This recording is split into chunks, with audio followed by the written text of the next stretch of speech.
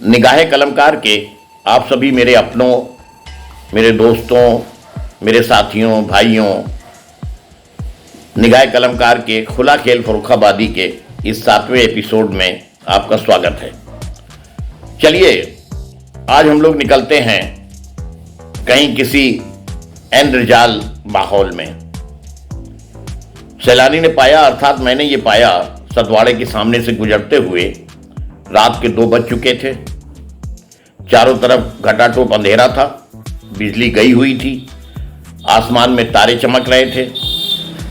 दिमाग में ख्याल आया कि क्यों ना इस माहौल में गांव माधोपुर नीबलपुर के पास अवस्थित काल भैरव के मंदिर में धूनी रमाई जाए। फिर क्या था, चल पड़े काल भैरव के दर्शन करने और आपको भी काल भैरव के दर्शन कराने के लिए।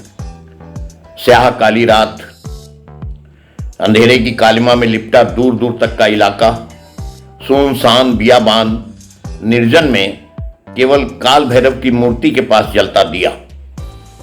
बताते हैं चाहे तूफान हो या बरसात या अपने बवंडर की चपेट में सबको लेता अंधड़, यहां की 2 चीजों पर किसी का प्रभाव नहीं पड़ता है। एक तो अविरल जलते दिए पर और दूसरा हमेशा प्रज्वलित रहने वाली धूनी की अग्नि पर। हमेशा प्रज्वलित रहने वाली धूनी की अग्नि के पास एक कतार में मानव खोपड़ियां जैसी बिखरी हुई हैं, मानव अस्थियों की आकृति की कुछ वस्तुएं। कभी इस हवन कुंड के सामने याद आता है, हवन कुंड के सामने बैठते थे सिरिया बाबा। काल भैरव मंदिर के साथ में सिरिया बाबा का नाम पर्यायवाची था एक वक्त के ऊपर, जो आज इतिहास का एक अंग बन गए हैं। और उसके बाद थे बाबा हरि बोल।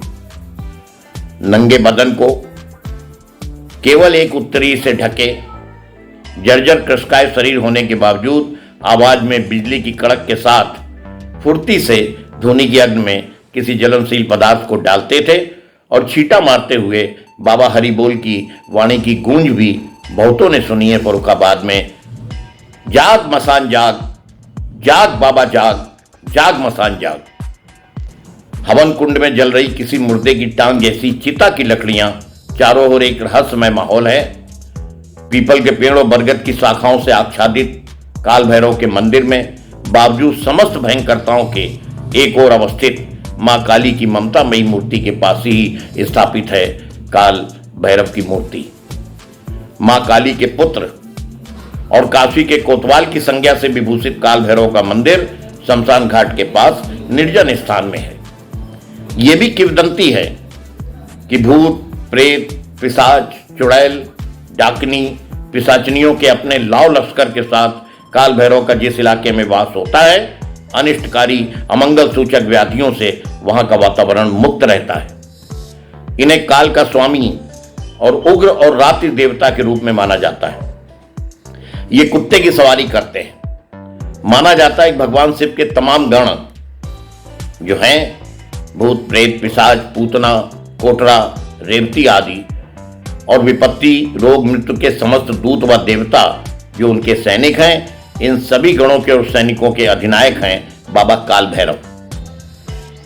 ऐसा कहा जाता है कि काशी के राजा भगवान विश्वनाथ और काशी के नगर कोतवाल काल भैरव वाम मार्गी देवता हैं, जिनकी साधना तांत्रिक मांत्रिक करते हैं।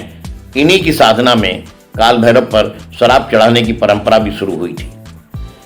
दिन में भी इस निर्जन इलाके में परिंदे के पर तक न मार पाने की कहावत चरितार्थ होने के बावजूद काल भैरव के जन्मदिन पर रात में भी श्रद्धालुओं की भारी भीड़ इकट्ठी होती है। मार्गशीर्ष मास के कृष्ण पक्ष की अष्टमी तिथि को काल भैरव की जयंती मनाई जाती है, जब दूर दूर के भक्तों का यहां भी जमावड़ा लगता है। और इनकी पूजा, काल भैरव की पूजा भारत समेत श्रीलंका, नेपाल, तिब्बत आदि दुनिया के तमाम स्थानों पर होती है। भारत में भी कर्नाटक हुआ, तमिलनाडु, उत्तराखंड प्रदेश, मध्य प्रदेश समेत पूरे भारत में इनकी पूजा की जाती है। मध्य प्रदेश के उज्जैन जिले में तो शिप्रा नदी के किनारे अवस्थित मंदिर में तो बाबा काल भैरव की मूर्ति को मदिरा का भोग लगाया जाता है।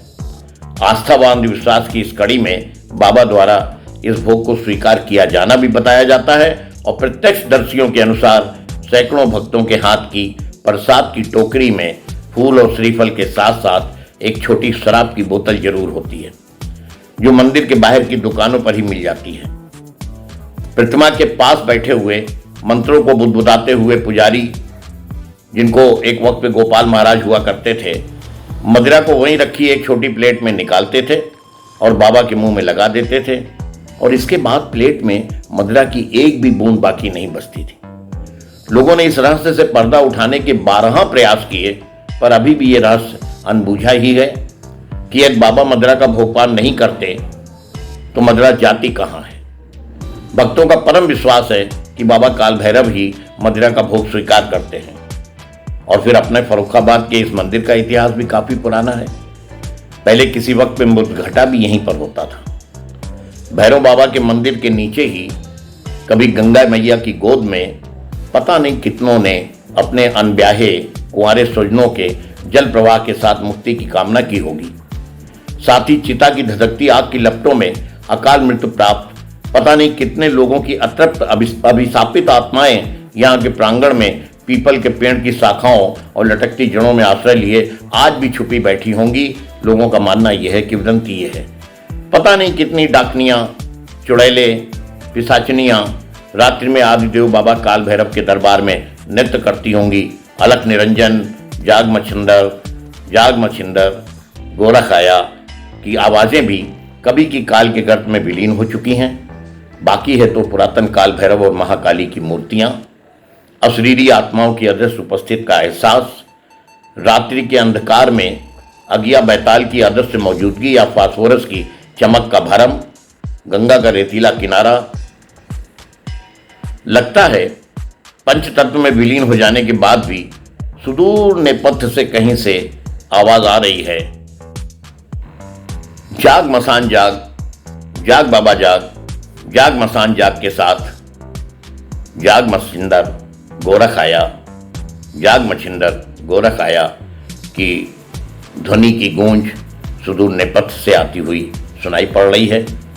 और अगर आपको ये वीडियो पसंद आया हो और साथ में एक उत्सुकता भी जगी हो कि जाग मछिंदर गोरख आया कि पीछे कौन सा किस्सा है, कौन सी कथा है, क्या रहस्य है इसके पीछे, क्यों कहा गया, कहां पे कहा गया, किसने कहा, कैसे कहा, तो अगर आप कमेंट करेंगे तो एक शॉर्ट वीडियो हम केवल इसी पे अगली बार डालने जा रहे हैं कि जाग मछिंदर गोरख आया, जाग मछिंदर गोरख आया। और फिर आज की मुलाकात बस इतनी, कर लेंगे बातें कल चाहे जितनी। धन्यवाद, जय हिंद।